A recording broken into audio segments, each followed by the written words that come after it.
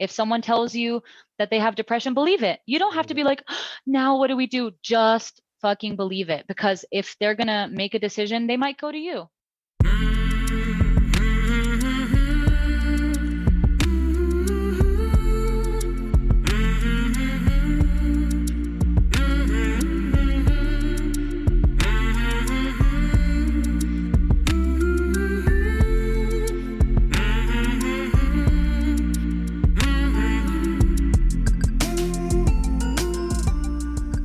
Hey there, my name is Sean, and this is Suicide Noted. On this podcast, I talk with suicide attempt survivors so that we can hear their stories. Every year around the world, millions of people try to take their own lives, and we almost never talk about it. And when we do talk about it, many of us, including me, we are not very good at it. So one of my goals with this podcast is to have more conversations and hopefully better conversations with attempt survivors. Now, we are talking about suicide, so this may not be a good fit for everyone. Please take that into account before you listen. But I do hope you listen because there is so much to learn. If you are a suicide attempt survivor and you'd like to talk, please reach out. hello@suicidenoted.com. You can also reach us at our Twitter and Facebook pages at Suicide Noted. If you'd like to support the podcast, keep doing what you're doing. Listen, let folks know about it. And if you listen on Apple, you can rate or review the podcast. That really helps other people find it. Thanks so much for that. Today, I am talking with Anna. Anna lives in Colorado, and she is a suicide attempt survivor.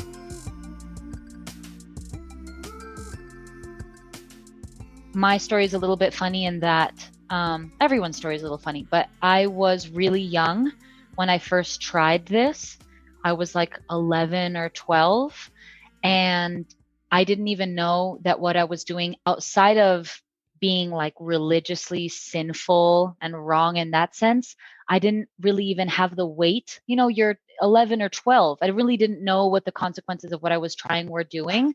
And then for that to have followed me obviously into my adult life, and then most recently, I wouldn't even say attempt. I got close again at some point when I was living in Texas. But to say that that was my attempts were when I was young, I feel like it's something that people don't talk about and they feel uncomfortable hearing. But I definitely know I'm not the only one. I've talked to other people. There are children that try. Yeah. I just don't know if I knew the gravity of the situation at that point. But I definitely knew. And it's the same feeling, right? Like revisiting the feeling as an adult. I don't devalidate how I was feeling that at that point. Well, let me ask you this. So where were you living when you were a kid? I was living in Los Angeles, California. It always sounds, whenever you start a story like that, doesn't it sound so privileged? I was, living in LA. So you are a kid, Mm-hmm.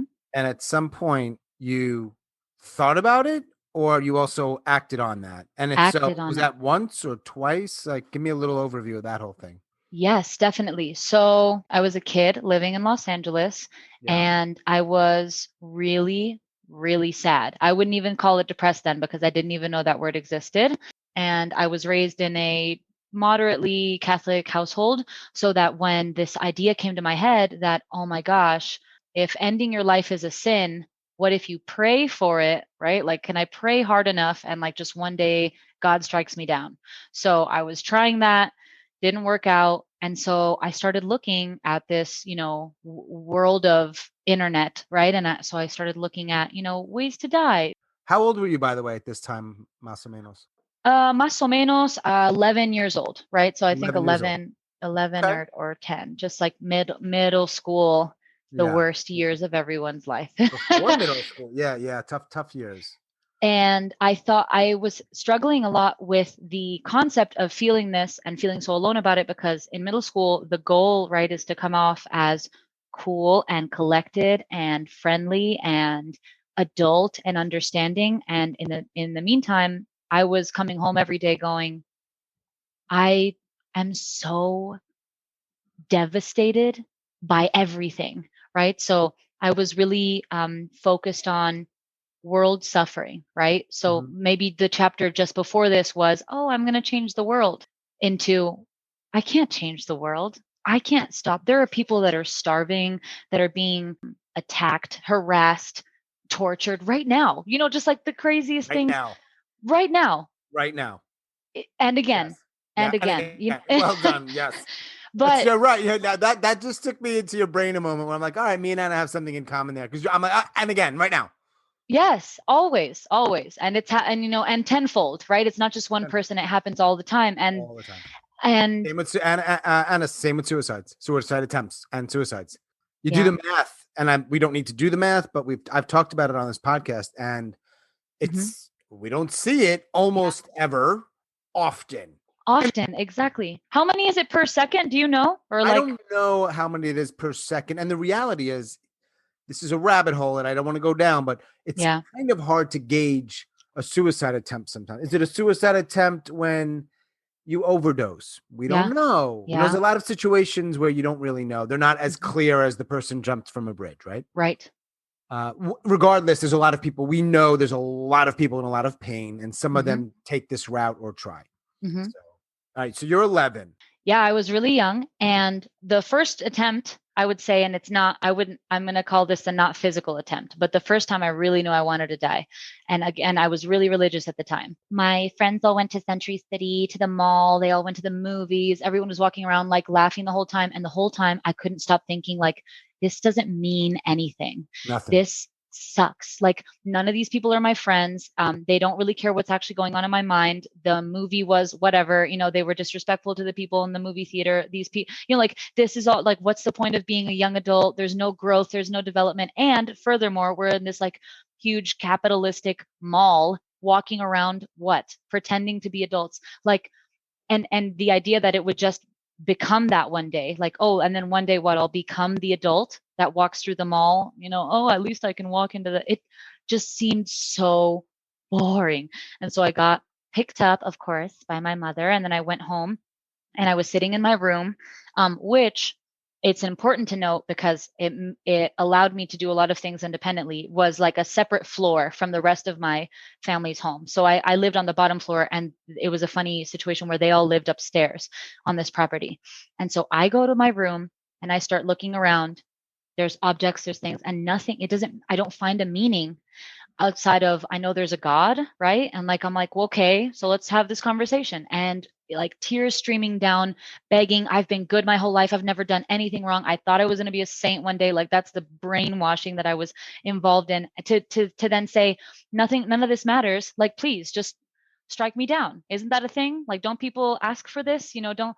And I pulled all the stunts, Sean, all the prayer, all the things, Hail Marys literally, and just trying my very best, closing my eyes, opening them, standing under beams. You know what I mean? Just being like, come on, I'll make it easy. Just drop the beam. Just really just so you can tell how innocent I was to think that there's really just a God that kind of can make it easy, because I thought that it was a sin if I did it myself. But if God Okay. said it was cool, he understood my thinking, fine.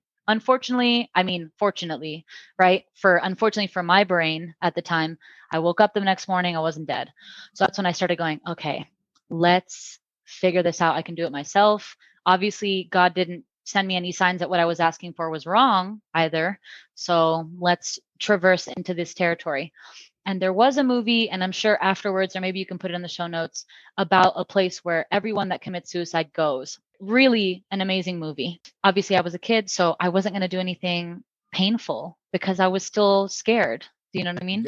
I mean, I'm an adult and I wouldn't want to do anything that's painful. Isn't that weird? Isn't that Yeah. weird? Like No, I how, don't think it's weird. I think it's not weird at all. but it's so weird in the sense that, like, okay, you'll end your life, but you won't like just a little bit of pain to make it all go away. Like the gravity of it doesn't logically, there's no. Yeah, right. It just doesn't quite add up. But a lot of what we're talking about isn't neat and doesn't always add up. It just No, doesn't, right? no, it doesn't. And so the first physical time I tried, I grabbed a bunch of duct tape.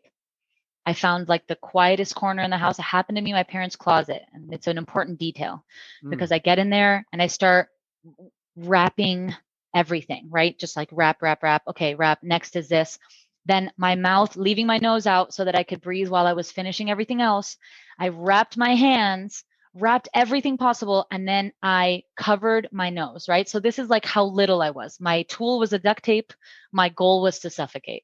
And so what I was doing as I was trying to distract myself is trying to step over my arms, because they say that your immediate reaction is then to like, you're going to fight it.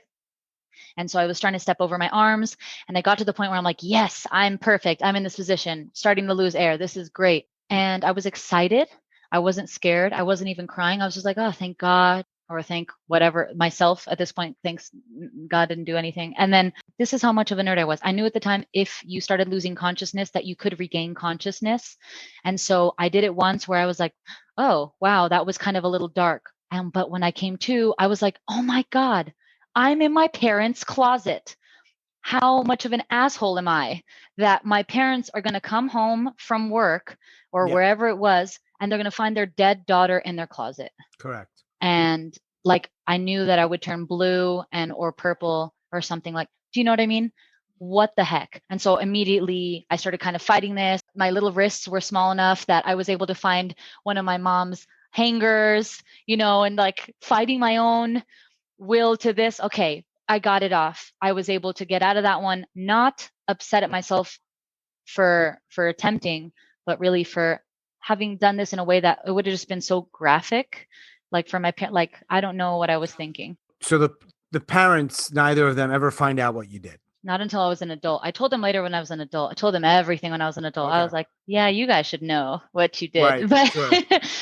When you left the closet, Mhm. I mean, it's not, presumably it's not a magic pill and everything's okay No, with your no, life and, yeah, I became more fixated on how to do this in a way that was less like me turning blue, like I just became more kind of obsessed with it. And so I would go to school, do the normal thing, and then I would come home and figure it out. One of the ones I learned was that if you could enclose a exhaust into a car, right. you could like do this overnight. You could like fill a car exhaust overnight.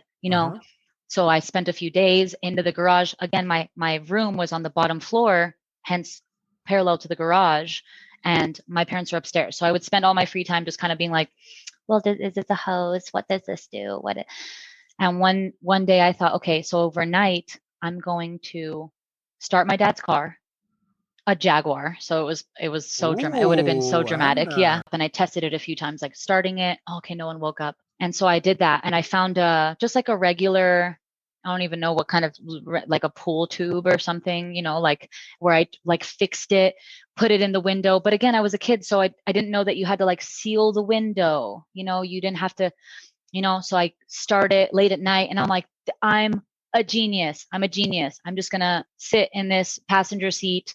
The car is started. I'm just gonna go here. I'm gonna fall asleep, and then when I wake up in the morning, I'll be dead. Or well, when I don't wake up in the morning, I'll be dead. It'll be phenomenal. My dad will come down. I'll be just sitting in the car. It didn't seem as graphic to me. So I did that. Obviously, I didn't sleep very well. I was just like, oh, am I dead yet? Am I dead yet? But I don't think I was ever going to die, because for you to really die of, exhaust poisoning, I think you'd have to seal off the car entirely. And I just wasn't that advanced yet. Like I was like, I could smell it. That must be fine. So my dad, in the morning, I wake up to my dad going, what are you doing? Just thinking I was being like stupid, experimenting. Do you know what I mean? Catch it. He didn't catch it. He didn't understand what I was trying to do. I think he thought that I thought the smell of the exhaust, I don't know. But that was so weird to me that he didn't identify it. So I played it off. Obviously I woke up like, damn, well, I guess I'm not dead. And so in between all of that, of course, there's like a lot of crying, a lot of being like, none of this matters, blah, blah, blah. But at that point, when my dad didn't do anything about it, I kind of realized, I think this is something I have to do when I'm an adult. Do you know what I mean? I've asked this question to a lot of people, which is when you wake up after wanting to die. Yeah. You just said, well, I guess it didn't die. Was it like that? I think that's where the naivety of what I was doing came in, right? Because I viewed it as, okay, this is a solution to the way that I am feeling. I found out about this via movies and internet, that adults seem to be doing this very easily.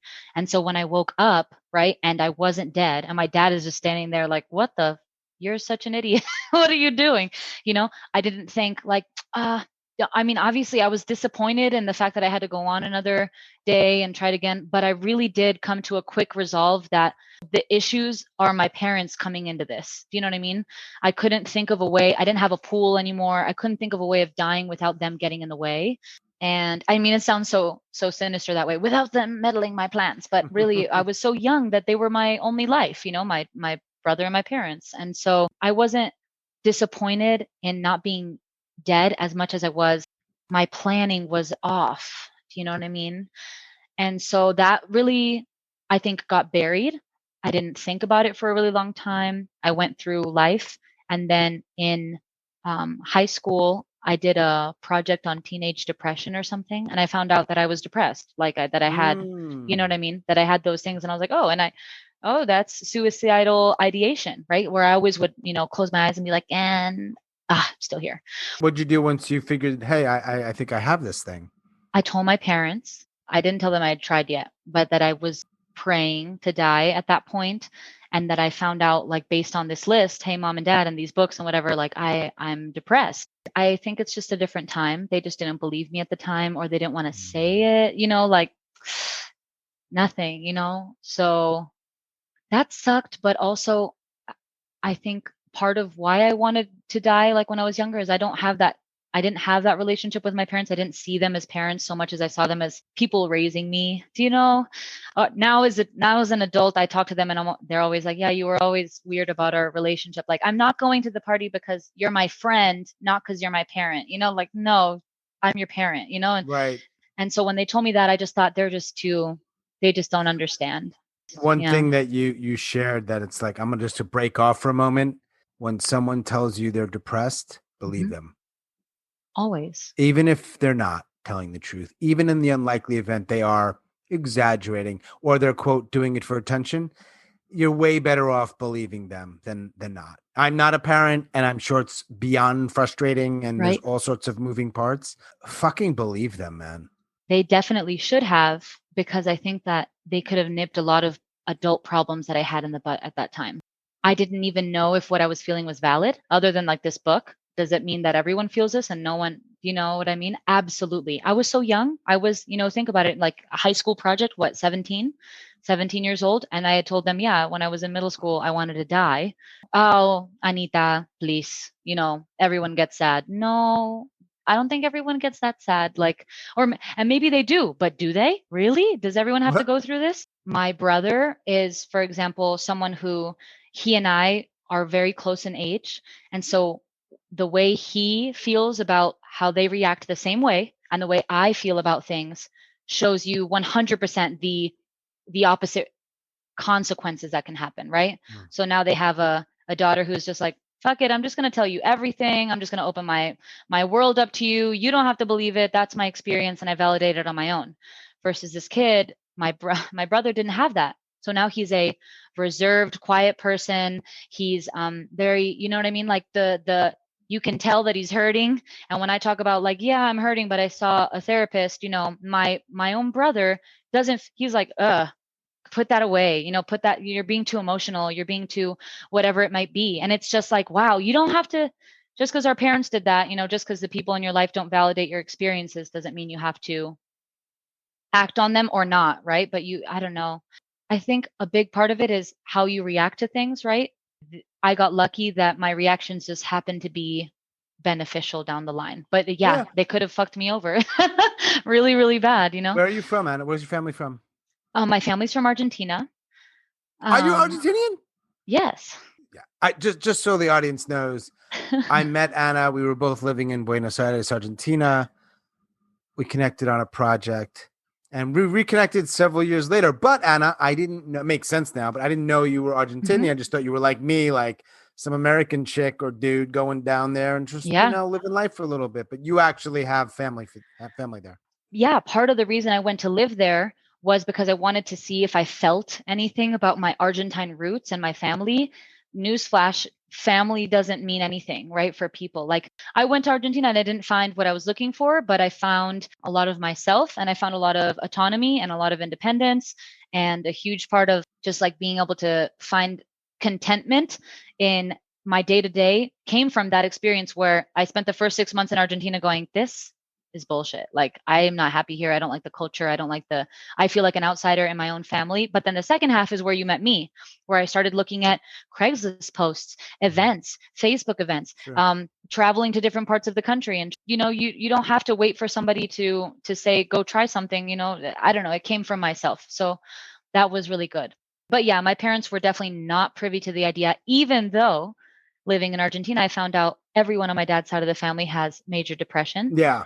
including suicide attempts, Yep. including, this. His It's mother amazing was what making, happens when you start talking about it, right? Oh yeah. I was living with my aunt twice removed. Like, she would be like a great aunt or something, and she'd be like, "Oh, please, Anna, your grandmother would spend months in the darkness. Like, no one would hear from her. Back when depression wasn't something you talked about, they would just be like, "Where's Clara?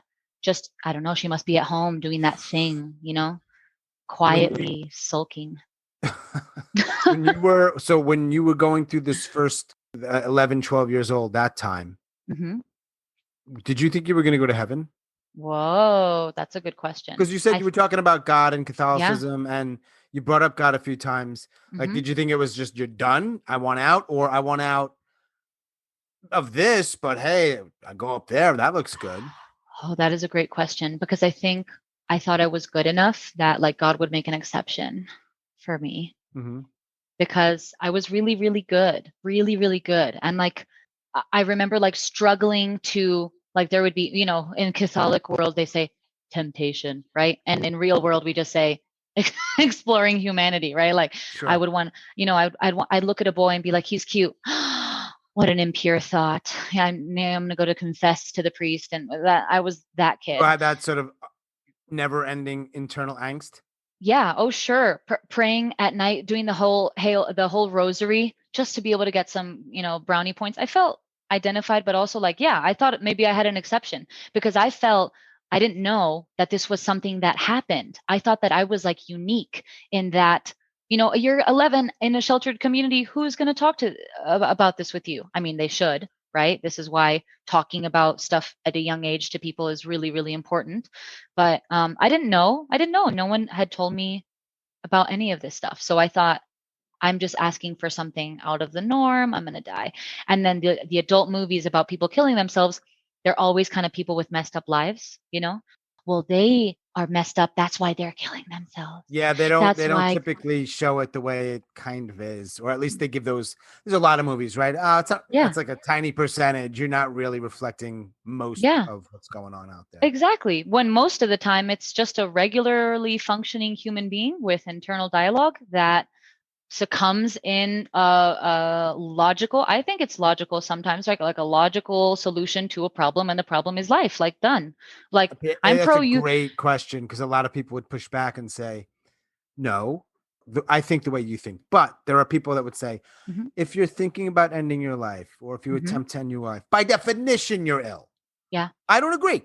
I And there are also don't certainly agree. some people, however you define mental illness, who try. That's Hmm. obviously stating the obvious. But Hmm. yeah, some people would say, no, no. And anybody who's quote unquote at all normal, Well, I functioning would in push any back to sort of those people. regular human way, you would Yeah, never think about it. Or if you did, you wouldn't carry it out for X number, all these reasons. I don't think that. yeah. But to each his own.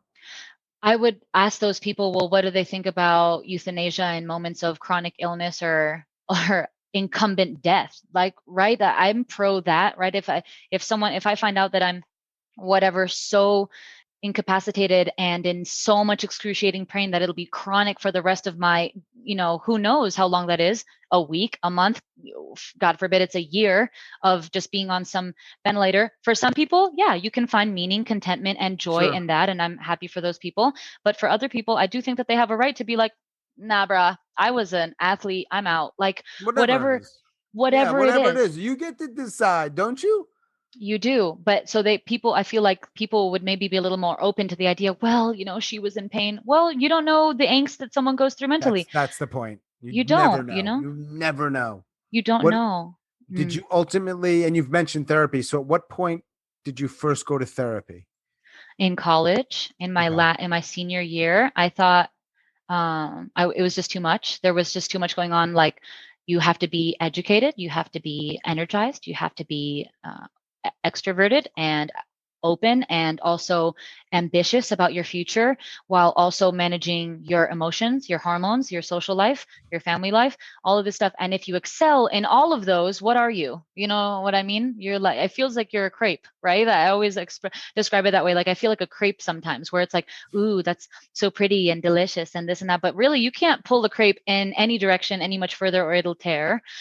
And I felt very much like that. So I started talking to a therapist, and a lot of it, they were like, when when you talk to a therapist and they kind of give you a look, they lean back. You're like, well, what I say. They're like, yeah, a parent shouldn't have said that to you. The whole, Yeah. like that's why you were acting like an adult, because your parents were talking to you about stuff that was not for the ears of a 10-year-old. Why are you thinking about the suffering of the world? Because your parents are talking to you like you're an adult, and that's inappropriate. And as I got older, I thought I was cured, which is like the funny thing. I was like, I got therapy, I'm content, I'm happy, this and that. I moved to another state. And then just before moving, right? So just before things got better, I did the same thing. I was like, fuck it, I'm going to Wait, die. hang on one second. Where were you coming from and what was the state that you went to? Oh my gosh, Texas. What was the first university you went to? Long Beach State. I went to Long Beach State. And when I finished university, I moved to Texas. Oh, so Argentina was part of Long Beach State? Yep. Yep. Okay. Yep. I did it as a study abroad program. So all of that kind of finding my adulthood and like just trying to be happy about things was college years. So when I met you, it was before you ever went to therapy. Oh yeah. Oh yeah. Way Wow. before. I was fucked up when I met you. 19 years old. I don't know how old you and all the other comics were, but why wasn't I hanging out with other 19-year-olds, Sean? So yeah, from your lens, why isn't she hanging out with a 19-year-old? Makes sense. From mine, though, I was just like, wow, she's abroad. Uh-huh. She's doing this stuff. So it's just fascinating when we see someone and we sort of gauge, they're probably pretty healthy, pretty happy. Like you're so wrong. Yeah. That's right. the point. That's the long-winded point I'm trying to make. Right. And I don't think it's wrong to be wrong about those things. Like, I think that's the beauty of humanity, right? Is because if we all read our lives on our sleeves, gosh, that would just be so boring. It would be like everything being an Instagram where it's just immediate gratification. Part of the beauty of life is like discovering things about people and those kinds of things. And I feel like that was what Argentina was for me, was finding that out about myself, meeting other adults, other people, other cultures, like the whole expat community concept of Argentina in and of itself, right? Where I'm hanging out with people that weren't satisfied with life in America. And I was like, what? That had never happened.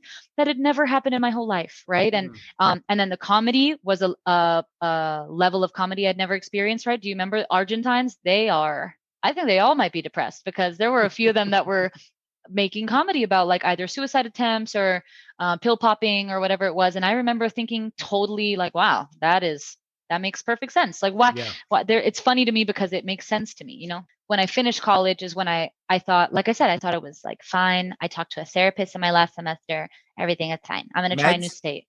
No, because I was still at that time under the impression that if I'm stronger, if I can figure out a way to do this without meds. Mm-hmm. Right.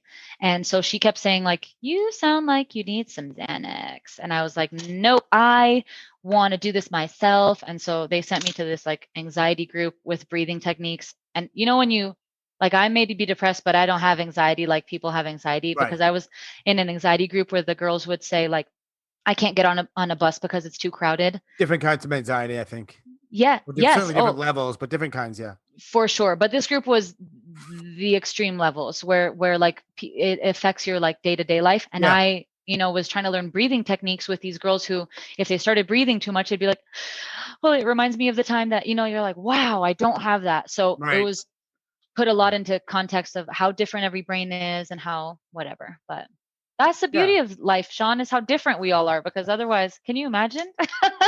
I'm depressed. Me too. I know. I want to know what happened in Texas. South Texas. I didn't live in all Texas, but South Texas is a great place if you want to stop what you're doing and raise a family.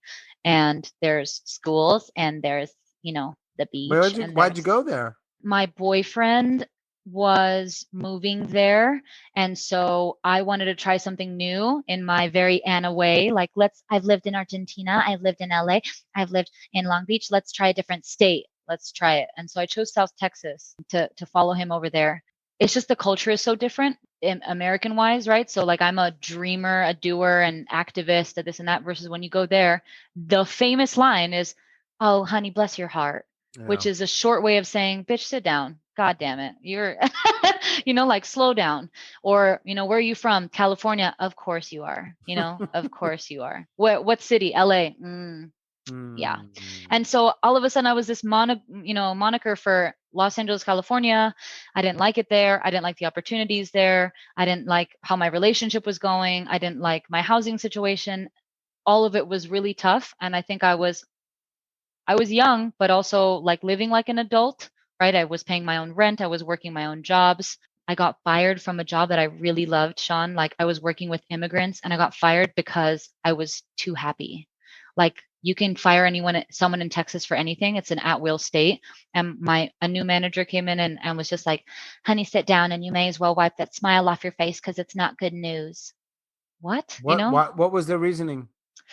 The reasoning was that I didn't fit into the workplace culture. That was the official reason. But she told me a lot of times that I was being too aggressive when I would say, "But excuse me, why? Ma'am, honey, slow down, hands up and everything," like telling me to, what? I'm not, I am a mother. I am a sister to an amazing family with a lot of other children, and I can tell you how you need to behave. Oof.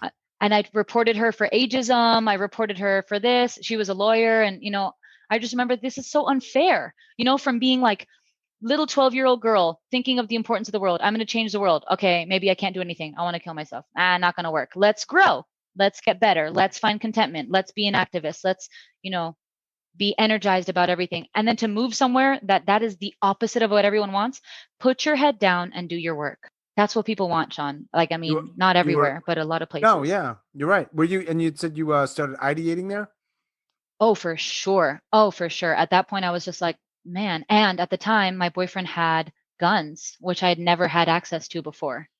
So that was a new. Hang on one second. So wait. Did he know?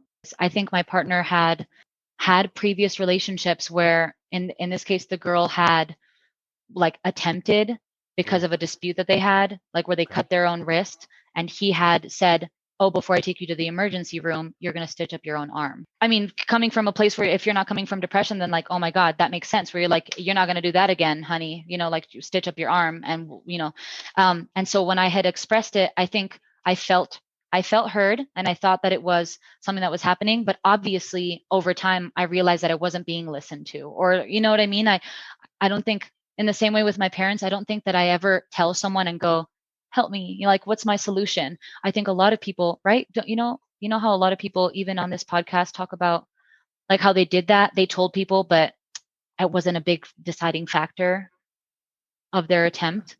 Same way. Yeah. I don't know why that is, but when it comes to suicide, it's kind of a personal thing where you're like, "Yeah, I really want to die. I really want to this, blah, blah, blah," and it's like, "Oh, please don't."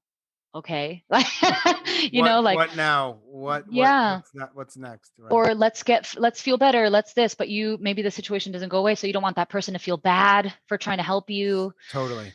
All of All that. sorts of stuff that ends up Mhm. not helping.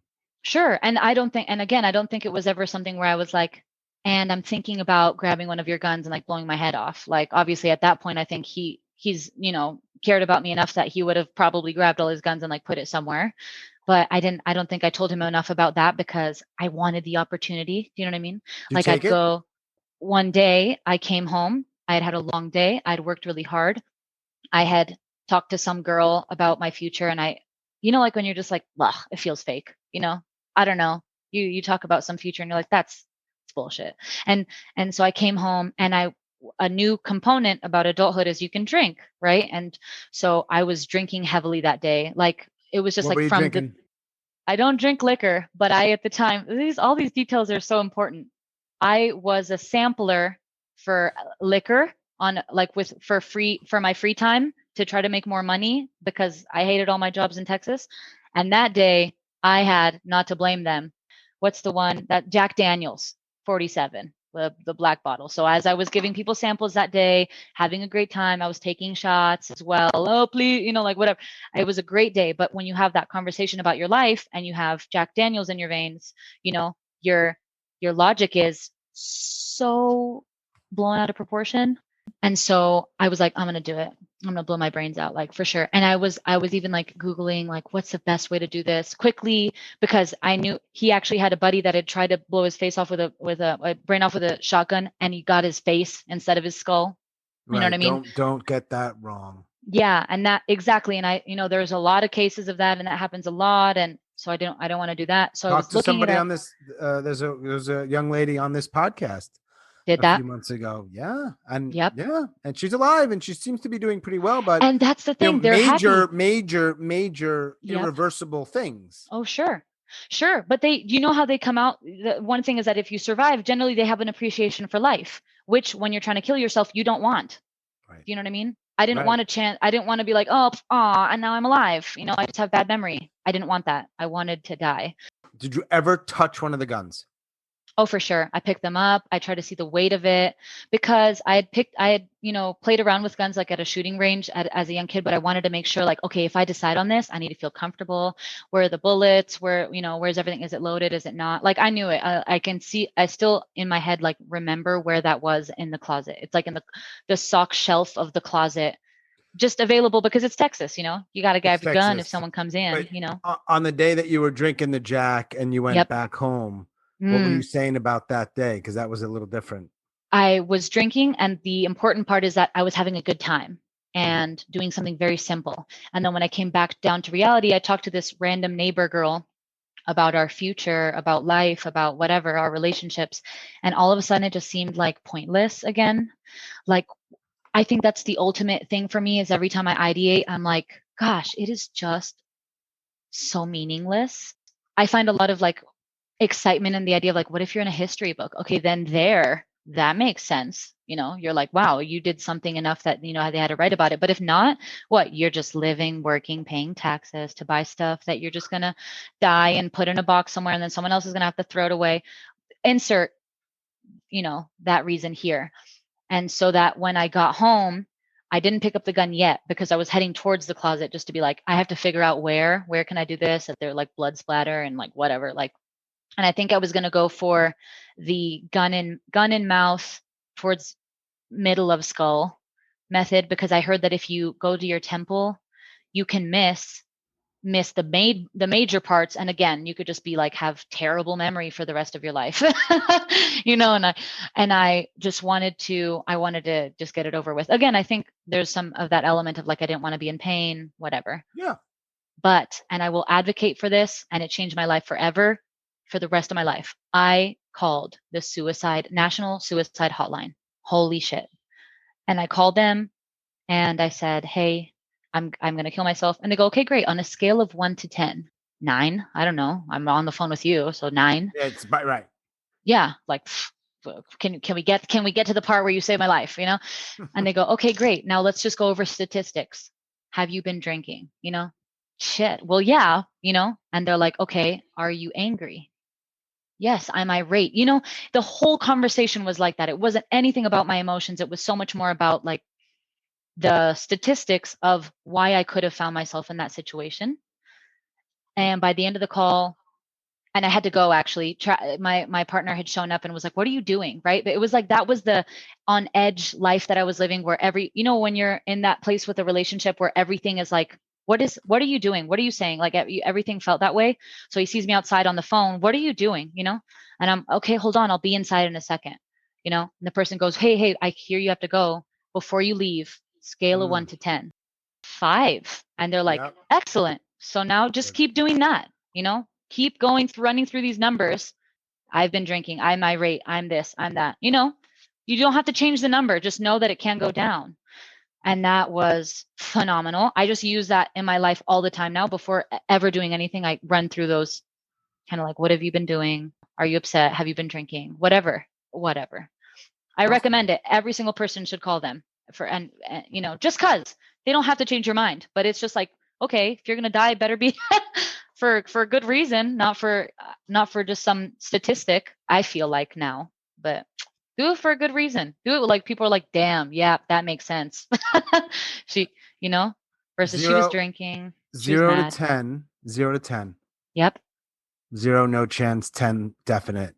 Mm-hmm. likelihood of you trying again? I'm going to say 1, because if I said 0, 0 is where I thought I was before that day. Right. I thought I'd never be there again. Versus like 1 is, I think I'm human. I think that that's something that I've lived with since like I was a child, and there must be a reason that I tried to do that when I was a kid, and I might try to do that again. Things can get way worse. Full disclosure for your listeners, I'm 25, soon to be 26 this month. Yeah. What do you I'm so like? Does that excited. make you a Capricorn? I don't know. What is that sign? I'm an Aquarius. Oh, okay. Okay, Yeah. I'm Cancer. That's I'm cool. a very Aquarius. Everything I do is like super logical. So maybe that's why the national hotline thing worked for me. Like the scale worked for me. Right. Because yeah. What is, I have two more things, then I think we're done, unless you want to add stuff, because you know, you can add whatever you want. You probably have a sense of who listens. Any words for them, whoever they are? I validate the way that everyone is feeling.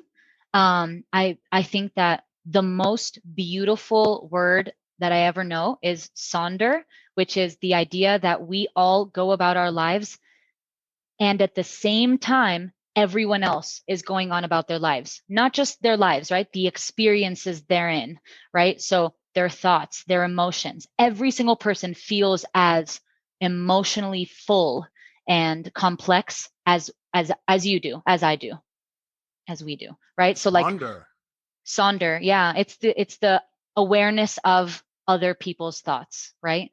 I mean, I think, right? I don't know. That's what I've always been told the definition was. But if everyone, so that's why I validate that. Like 100% what you said earlier. If someone tells you that they have depression, believe it. You don't have to be like, now what do we do? Just fucking believe it. Because if they're going to make a decision, they might go to you. And even if that is a finite decision, at least you have answers. Because I think that the biggest consequence when someone does actually go through with what they're trying to do, the consequences are for the living, right? If you're dead, you're dead. But then the people that are living have to kind of, why this, that. Oh, and on the note of notes, as a little kid, I couldn't think of a note because I didn't think I was a good enough writer. That's how naive I was, Sean. I was like, I'm not going to leave a note because they might laugh at my grammar or whatever. Do you know what I mean? Like, I just think that everyone is trying to, and then I didn't end up going through with it because I was worried about my parents, like, and how they felt. So if you're thinking about it, think about other people. And if you are going to go through with it, then at least, like, I don't know, reach out, call the National Suicide Hotline, because it might be interesting. It might just be interesting to be like, actually, it's a 10 and none of those things apply to me. Thank you for validating my concerns. Goodbye. You never know. Make that call. You never know. Yeah, it make might the be call an for interesting sure. conversation, if nothing else. Maybe someone will just listen for a few minutes. Right, because the people that are working there are probably people that can understand what you're going through. You don't volunteer at the National Suicide Hotline because you are a sadist. You probably care. You give a fuck because you've been there. So I think, like you said, might be just worth an interesting conversation. I'd encourage them to keep listening to your podcast because this is phenomenal. Shameless promotion, but let's promote. But this is so important, Sean. This is like really important. Like, it shouldn't be something like, this is how you said, remember we started the conversation talking about how frequent this is, right? So frequent.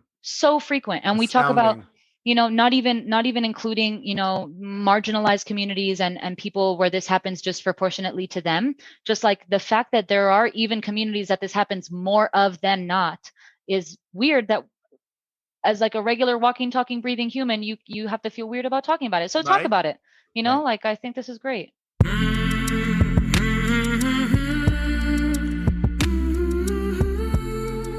As always, thanks so much for listening, and special thanks to Anna out in Colorado.